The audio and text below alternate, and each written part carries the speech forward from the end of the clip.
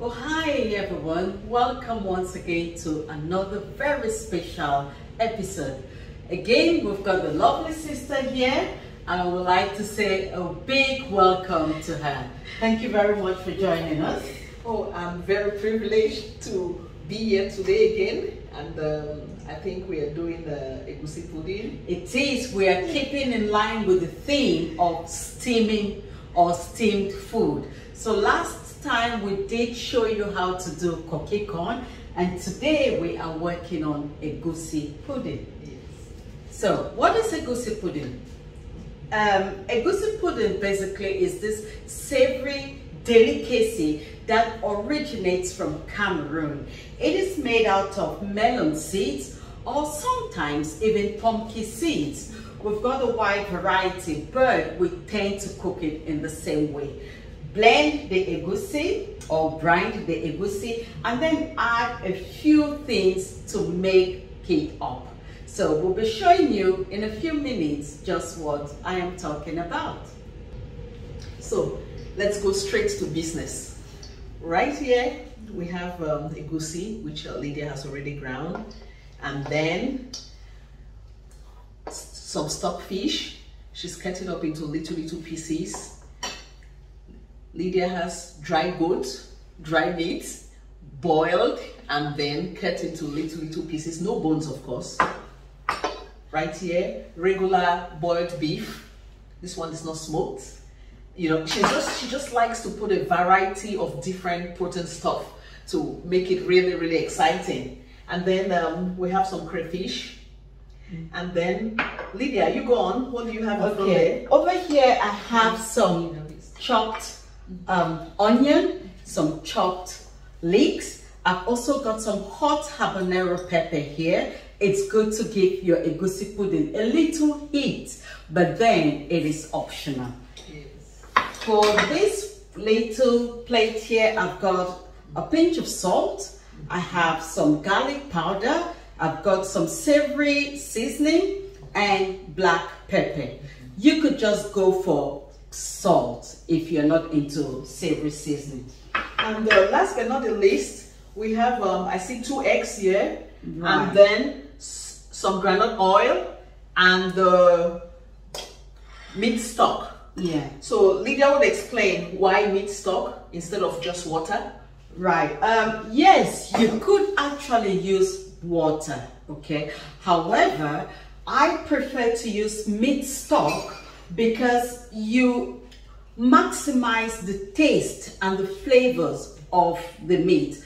When you use plain water, you know, it could go, but then we want it tasty, we want it full of flavor. So you have all the ingredients here in the meat stock to maximize the taste, the flavor, and the nutrients, of course. Now, with the eggs, this is optional. I like to use the egg to bind the EGUSI, as well as give it a light texture. We don't want it too heavy. You just want it moist and a little bit light. This vegetable oil is equally optional. There are cases where you tie up your EGUSI pudding, and if you notice, a lot of times it sticks to the leaves.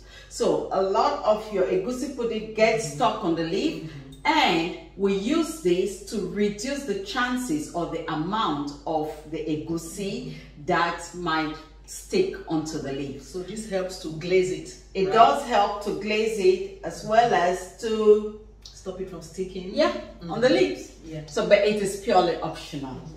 So we go right on. What do we put first? Now we are going to dig a well, you know, and then we put in the liquid stuff. Oh, really, to be honest with you, there's no particular order. I would like to go with the liquid stuff first because this stock is seasoned. And so when I put it, I'm going to taste my mixture, and it will determine how much salt or seasoning granules or cubes, you know, like when I talk of seasoning granules, I'm talking of something like Maggi cube, if you know. So, but because the meat stock is seasoned, I like to start with it. So I'll get the egg in. So this is what it looks like after mixing it with the beef stock and the onion leeks. So Lydia will now add the... Right. Well, let's put in the habanero pepper. Oops, too much noise. Sorry about that. Okay. So you can just mash it up nicely.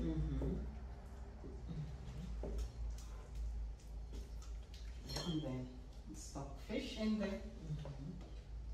Just wait for you to put everything, and then I mix it. Oh, that's plenty of protein. That's how I like my egusi pudding, guys. I mean, like, when you slice it, I want to see loads and loads of meat sticking their heads out. So, yeah, there's obstacle. Hey, we. It's such a wonderful, delicious meal, and it pairs well with so many sides.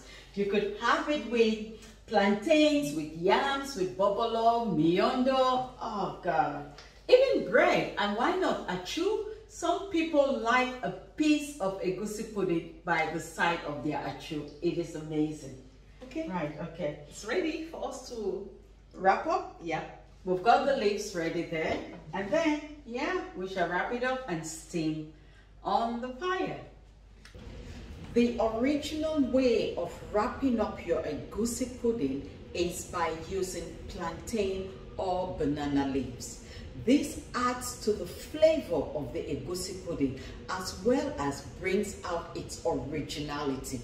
If, however, you cannot lay your hands on these leaves, you could substitute them for parchment paper or foil paper. What I'm going to do now is to warm the leaves over fire. This will make the leaves flexible and easy to wrap up the egusi pudding. You just need to run the leaves for a few minutes. You will see how the leaves are beginning to change color. And yeah, if you don't do this, your leaves will break when you try to wrap it up.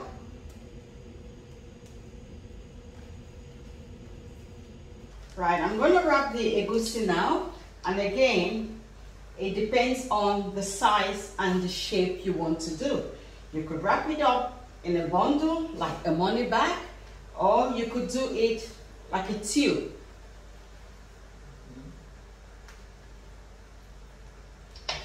Ensure that you've got enough of the protein.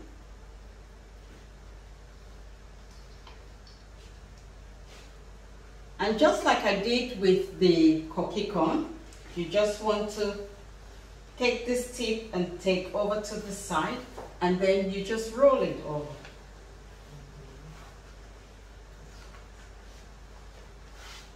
And that's it.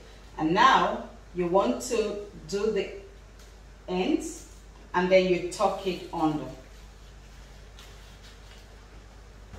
So Lydia has leaves at the bottom of the pot to prevent the egusi pudding itself from burning in case the water dries up.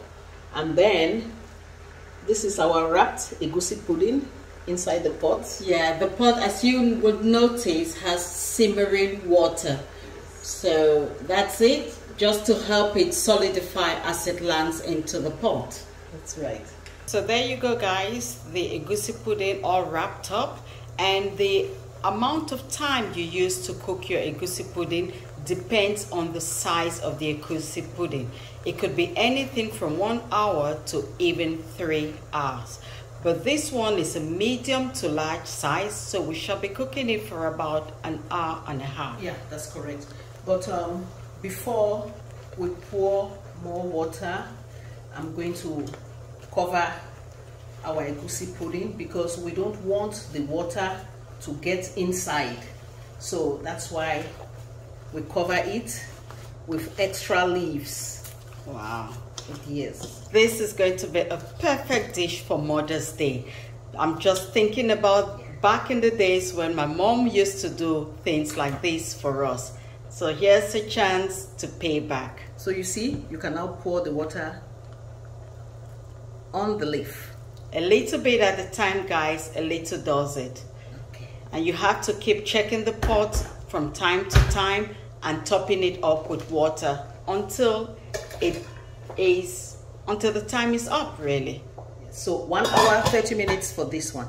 See you in a bit. Our egusi pudding is now ready. As you can see, it is looking really nice and delicious. And now guys, we've come to the end of the tutorial. In front of you, you've got a very pretty lady who's going to tell us what the plates are all about.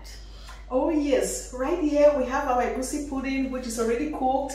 We are serving it with some miondo, and in front of us we have miondo canapes. Oh, wow. You know, you can have a little cocktail at home and people don't want to touch the food or touch the miondo. You just do it in little canapes like this. Oh wow. Bite sizes. Especially with miondo and the peculiar flavor it has. I know. So you want to avoid that sometimes. That's right. That's right. So very tasty, as you can see.